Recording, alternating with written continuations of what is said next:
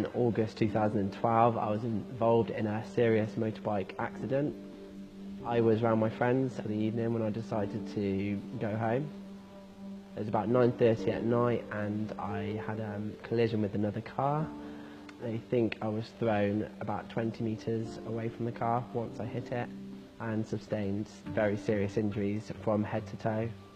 When the wheelchair air ambulance arrived, I don't actually remember anything of the accident, so I've been told that when they arrived, and they were very, very taken back because of all the injuries I had. My left ankle was broken and shattered in many places.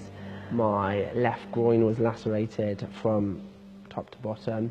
My stomach ruptured my diaphragm and ended up next to my lung.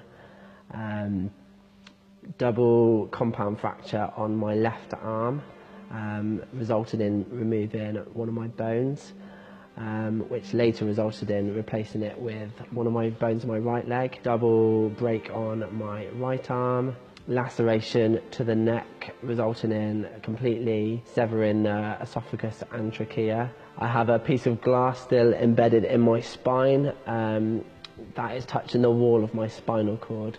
They have to leave that in there for safety reasons. There's actually 2 pieces stuck in there. And I also had a bleed on my brain.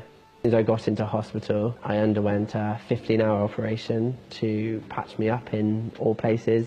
And then the next day, I think it was, I was told that I went back in for a 5-hour operation just to clean everything back up.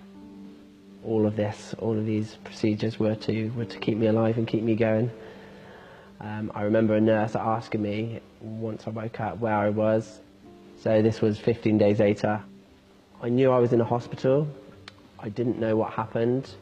I knew I was injured. I didn't know the extent to the injuries, but it took a few days for me to realise what had happened, and each day, each hour, a nurse or a doctor was coming up and explaining new injuries. It got to the stage where I was like, okay, there might be a chance that I might not be how I was before. As soon as everything happened, positive thinking was the only way forward for me. And once I got over the first hurdle, positive thinking, that got me through it, and that got me out of intensive care quickly. And then from then I was just like, that must be the only way forward.